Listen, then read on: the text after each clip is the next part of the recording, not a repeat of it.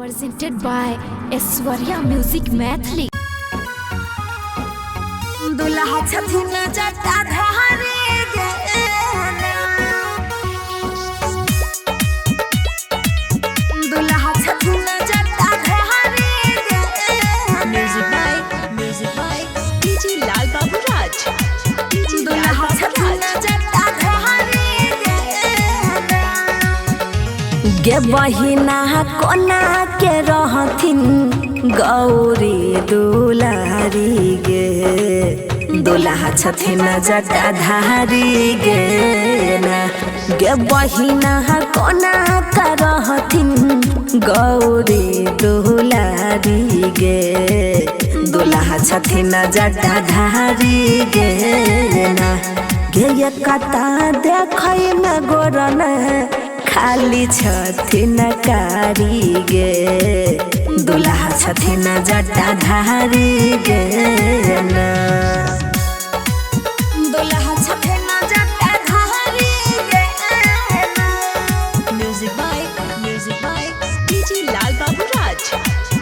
दुल्हा छथिन जटाधारी गे गेलो के बसहाय हिल बराती जिनकर भूत पर तछन साथी लह के बसहाय हिल बराती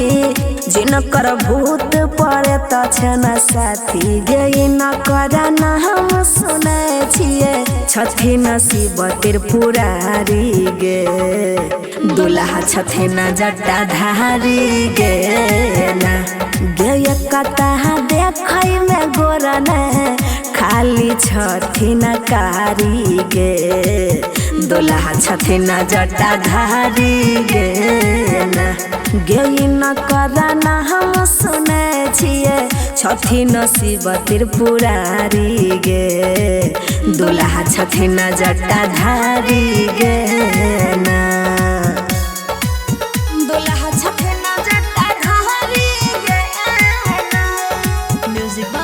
Music by DJ Lal Babu Raj. दुल्हा छथिन जटाधारी गे गेनै छन बर के घर घरारी कहाँ में रहथिन गौरी दुलारी गेनै छन बर के घर घरारी कहाँ में रहथिन गौरी दुलारी गे तही पर विषधर नाग मारे फुफुकारी गे दुल्हा छथिन जटाधारी गे ना गे कता देखै में गोरन खाली छथिन कारी गे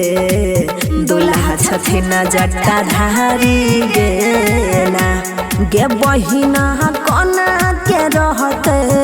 गौरी दुलारी गे दुल्हा छथिन जटाधारी गे ना Aishwarya Digital Recording Studio, Samastipur.